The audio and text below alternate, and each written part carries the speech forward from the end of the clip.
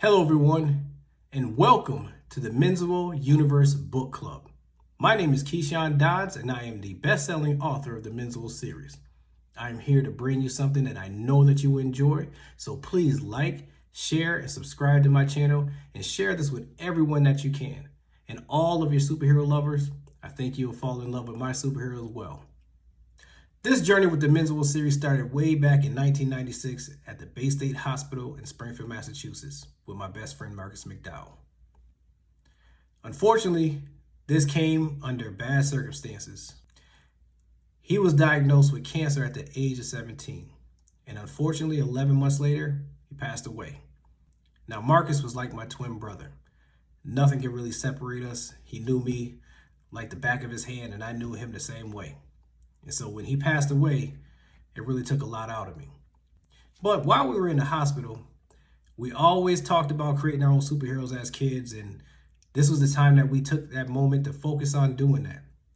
One day he came up with the name Menzuo. I sat back and was like, what the heck is a Menzuo? And he said, exactly. Because nobody knows what that name means, we could give it its own meaning and give our character everything that we ever wanted to give him. So we came up with it. He said, Menzuo means the Sun Prince. And so we can give him his superpowers and everything else, and we can build it. I'm going to draw the character. So I was like, cool. So he started drawing the character, and I started creating a biography for it. Unfortunately, like I said, 11 months later, Marcus passed away. We never were able to create that comic book. I went into a deep depression, and for months, I didn't want to do anything. I didn't want to go to school. I didn't want to play football anymore. I was a good football player with opportunities to play in college, and I wanted to throw it all away because I lost my best friend who was like my twin brother. Luckily, had a long conversation with his father who got me right back on track. After that conversation, I continued to have these reoccurring dreams of the superhero fighting under a streetlight, fighting these pirate warriors. They kept coming in, and he just kept destroying them. The story was so strong that I just could not believe how vivid it was. So one day when I woke up, I just started writing, putting pencil to paper, the old school way. I kept writing and writing and writing. And 6 months later, I had my first manuscript, 300 pages of a story that I created. While I was in college, I gave that book to my English professor. It was just a manuscript, 3-ring binder and all these pages. And one day he came into class and was excited about what he was reading. He told me that because I'm going to be an educator, this is going to be one of the greatest tools that you can use to help kids understand how important reading is and education could be. I took that to heart. And while I was teaching at Homer Elementary School in Springfield, Massachusetts, I was teaching the 5th grade inclusion class. The kids in my class were the ones that were behavioral issues, had IEPs, got kicked out of other classes, had 2nd and 3rd grade reading levels, and really didn't have a passion for school. This hurt my soul. So I focused and talked to my principal, and I was like, hey, can I do something different? Instead of them going to the lunchroom, can I keep them in the classroom and read to them?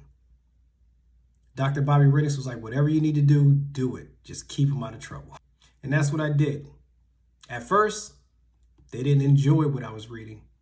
They didn't enjoy the opportunity of what was happening, what I wanted to do. But I was like, listen, give me a shot. Let me read the first page of this book that no one has ever heard of, no one has ever read. And if you like it, follow me. So what I'm going to do right now is read the first page of this book, and hopefully you guys will follow me on this journey. This book is called Menzuo, The Calling of the Sun Prince. Chapter 1, His Arrival. April 16th, 2018 was a day that he was found on the doorstep of an orphanage in Seattle, Washington. Miss Susan Meeks opened the door that afternoon and noticed him wrapped in a bundle of towels, lying comfortably in a basket with a note attached to it. She picked it up and read it to herself. It stated, "To whom it may concern, please take good care of my son Jamal. He is very special to me, and he will be as special to your world.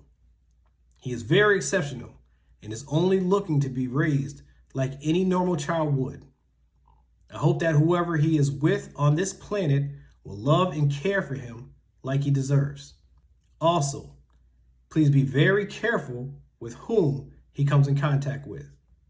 If the wrong people come into his life while he is not prepared, it could be very bad for him and for your world. Therefore, once again, be very careful with whom comes into his life. Thank you, and take good care of Jamal. P.S. Do not remove his necklace. It is the key to his future. So let me know what you think. You want to hear more? If so, we'll start the first chapter over in my next video.